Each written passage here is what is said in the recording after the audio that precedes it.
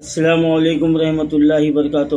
معزز ناظرین کرام، آج کا میرا موضوع بہت ہی اہم ہے اور ایسا موضوع ہے کہ ہماری قوم، ہماری ملت اور مسلمان اس موضوع پر کبھی بھی غور و فکر کرنے کی زحمت نہیں کیے، اور آپ دیکھتے ہیں کہ زندگی کے تمام شعبۂ حیات میں جو لوگ خدمت کرتے ہیں، چاہے شاعر ہو، ادیب ہو، ٹیچرز ہو، لیکچرر ہو، پروفیسر ہو، اور آپ کے سماجی کارکن ہو، تو ایسے تمام شعبۂ حیات میں حکومت اور دیگر تنظیموں کی جانب سے ان کے خدمات کا اعتراف کرتے ہوئے ان کو ایوارڈ دیا جاتا ہے، توصیف نامہ دیا جاتا ہے، ان کو تہنیت پیش کی جاتی ہے۔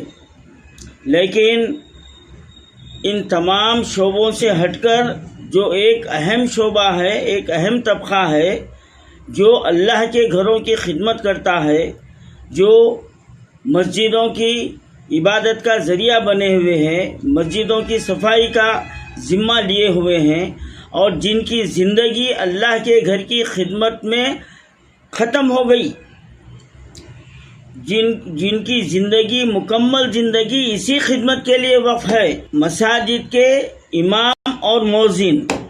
آپ دیکھیں گے، آپ نہ حکومت کو، نہ مسلمانوں کو، نہ کسی تنظیم کو آج تک یہ توفیق نہیں ہوئی کہ جو مساجد کے برسا برس جو خدمت کر رہے ہیں، جو مساجد کی صفائی کر رہے ہیں، اللہ کے بندوں کو دین کی طرف بلا رہے ہیں، ان کو کبھی جو ہے نا ان کے لیے تہنیت پیش کرنے کے لیے ہمارے پاس جو ہے نا کسی کے ذہن میں یہ بات نہیں آئی۔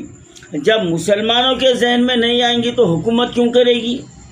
حکومت کیوں کرے گی؟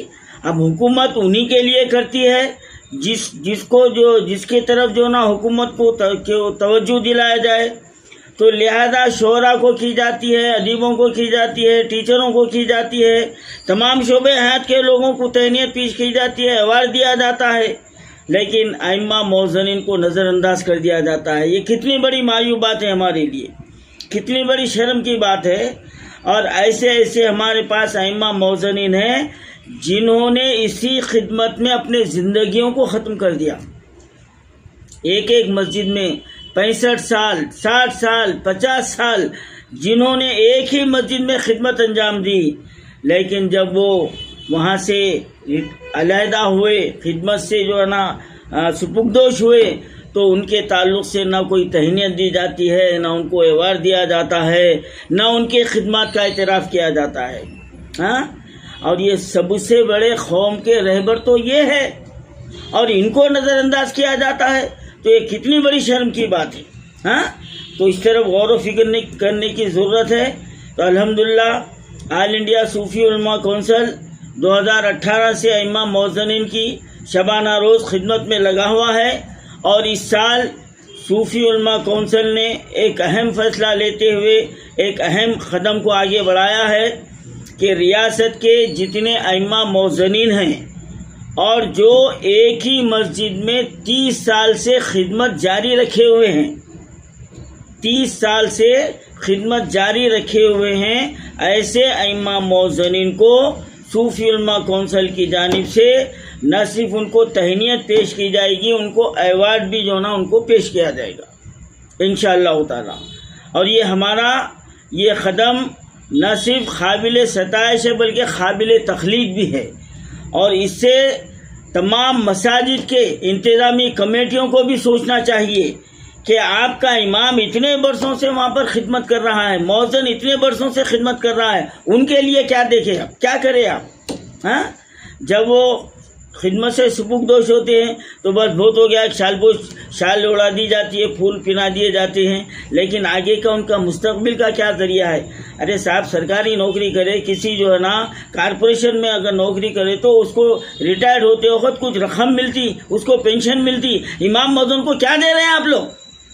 کیا دے رہے ہیں؟ بہت بہت شکریہ، آپ اتنے سال کہہ رہے، اب آپ کی عمر ہو گئی، آپ کو غلطیاں آ گئے، آپ سے پابندی نہیں، الٹا یہ جو ہے نا ٹوکرا رکھتے ہیں سر پہ۔ اب آپ کی عمر ہو گئی مول صاحب، اب آپ جو ہے نا آپ علیحدہ ہو جائیے، دوسروں کو موقع دیجیے. ہاں لیکن ان کے اتنے خدمات قربانیوں کا صلہ کیا دے رہے ہیں ان کو, کیا دے رہے ہیں ان کو؟ تو یہ بڑی سوچنے کی بات ہے. تو انشاءاللہ ہمارا یہ قدم الحمدللہ چاروں طرف سے اس کی پذیرائی ہو رہی ہے.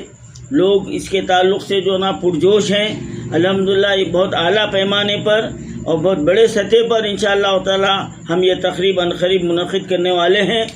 تو میں اس پیغام کے ذریعے سے ریاست تلنگانہ کے تمام شہر اضلاع دیہات منڈل، ایسا نہیں کہ صرف شہر کے نہیں، پورے ریاست میں جتنے ائمہ موذنین خدمت انجام دے رہے ہیں اور جو خدمت انجام دیتے ہوئے ان کو 30 سال ہو چکے ہیں، تو ایسے ائمہ موذنین صوفی علماء کونسل سے ربط پیدا کیجیے.